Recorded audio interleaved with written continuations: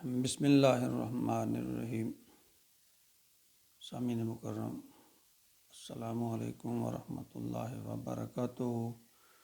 میں ہوں غلام مصطفیٰ اور آپ دیکھ رہے ہیں میرا یوٹیوب فیس بک چینل پیام اسلام۔ اس پہ درس قرآن کے سلسلہ میں آج ہمارا سبق سورۃ البقرہ کی آیت نمبر 211 پر مشتمل ہے۔ اعوذ باللہ من الشیطان الرجیم، بسم اللہ الرحمن الرحیم۔ سل بنی اسرائیل کم آتیناہم من آیۃ بینہ ومن یبدل نعمت اللہ من بعد ما جاءتہ فإن اللہ شدید العقاب۔ اس آیت مبارکہ میں اللہ رب العزت بنی اسرائیل کو مخاطب کر رہے ہیں۔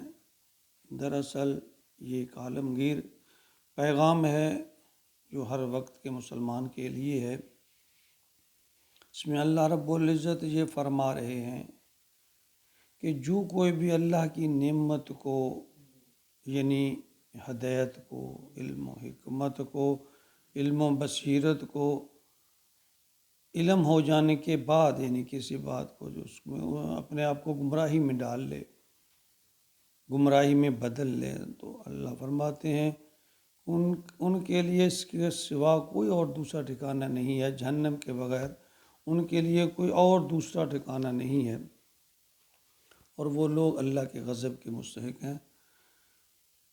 سل بنی اسرائیل، پوچھ لو، سوال کر لو بنی اسرائیل سے، کم آتیناہم، کہ ہم نے عطا کی، من آیت بینہ، اپنی روشن نشانیوں میں سے، کھلی نشانیوں میں سے میں نے انہیں نشانیاں عطا کی۔ وَمَن یُبَدِّل، پر انہوں نے جو کوئی بھی ان میں ہے جس نے بھی یبدل نعمت اللہ، اللہ کی نعمت کو بدل ڈالا، من بعد اس کے کہ ما جاءت ہو، کہ ان کے پاس آ گئی، یعنی اللہ کی ہدایت، اللہ کی نعمت ان کے پاس آ گئی، اس کے بعد وہ گمراہی میں پڑ گئے، انہوں نے بدل ڈالا۔ اللہ فرماتے ہیں فَإِنَّ اللَّهَ شَدِيدُ الْعِقَابِ، بے شک اللہ تعالیٰ بہت سخت سزا دینے والے ہیں۔ نبی اکرم صلی اللہ علیہ وآلہ وسلم نے صحابہ اکرام کے ذریعے امت مسلمہ کو یہ آگاہ فرمایا۔ آپ نے ایک مرتبہ فرمایا کہ تم یقیناً بنی اسرائیل کے نقش قدم پر چلو گے، جو خامیاں، جو برائیاں ان میں پیدا ہو گئی تھیں تم میں بھی ہو کر یہ رہیں گی۔ یہ ایک صحیح بخاری اور مسلم کی متفق علیہ ایک حدیث مبارکہ ہے کہ آپ نے فرمایا لَتَتَّبِعُنَّ سَنَنَ مِن قَبْلَكُمْ شِبْرًا بِشِبْرٍ وَذِرَاعًا بِذِرَاعٍ حَتَّى لَوْ سَلَكُوا حُجْرًا ضَبٍّ لَسَلَكْتُمُوهُ قُلْنَا يَا رَسُولَ اللَّهِ الْيَهُودُ وَالنَّصَارَىٰ قَالَ فَمَنْ، آپ نے فرمایا کہ تم میں لازمی اپنے اندر پہلو کے طور پر طور طریقوں میں تم پیروی کرو گے، بالشت کے مقابلہ میں بالشت، ہاتھ کے مقابلہ میں ہاتھ، یہاں تک کہ اگر وہ گوہ کے بل میں گھسے ہوں گے یعنی یہود و نصارہ تو تم بھی گھس کے رہو گے۔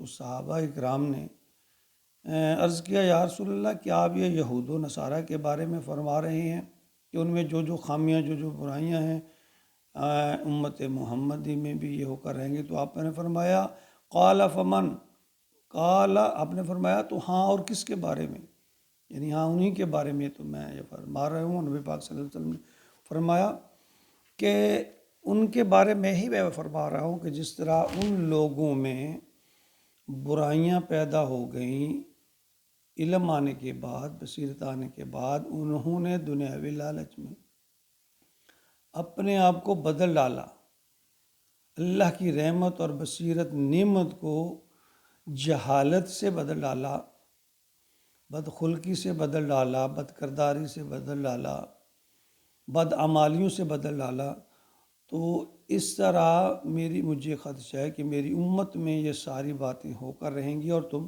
خبردار رہنا، یعنی ان کی روش پہ نہ چلنا۔ اللہ تعالیٰ نے سخت سزا کی وعید فرمائی ہے۔